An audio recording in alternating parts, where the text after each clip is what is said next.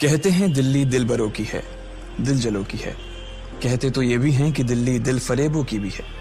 और लकी यानी कि लक्ष्मण लाल अग्रवाल में ये सारे गुण मौजूद थे। लोग उसकी शक्ल को देखकर ही कह देते थे, अबे दिल्ली से हो क्या?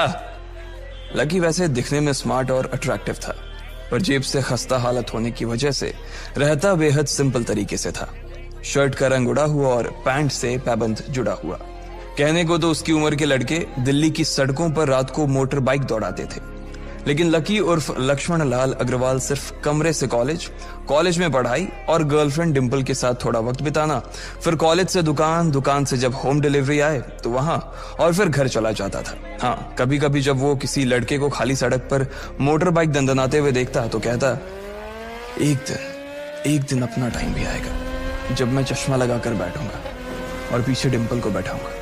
देखना, जब वो मेरी कमर में अपना हाथ कसेगी और मैं तेजी से मोटरसाइकिल को इंडिया गेट के आसपास दौड़ाऊंगा, तो सारे दिल्ली का दिल हम दोनों को देखकर जलेगा। दुकान में रखा हुआ बर्नॉल भी काम नहीं आएगा। लकी ने कहा और अपने हाथ में बर्नॉल की क्रीम को दबा दिया। जैसे ही उसने क्रीम को दबाया, उसका क्रीम बाहर आ गई। अबे गधे, क्या कर रहा है? वो कोई स्पंज की गेंद है क्या जो उसे दबा रहा है? दुकान के मालिक ने उससे फटकारते हुए कहा और उसके सर पर एक चपत लगा दी। Sorry sir. लकी ने अपना सिर बचाते हुए कहा। वो खरौल बाग में स्थित एक छोटी सी मेडिकल स्टोर पर काम करता था।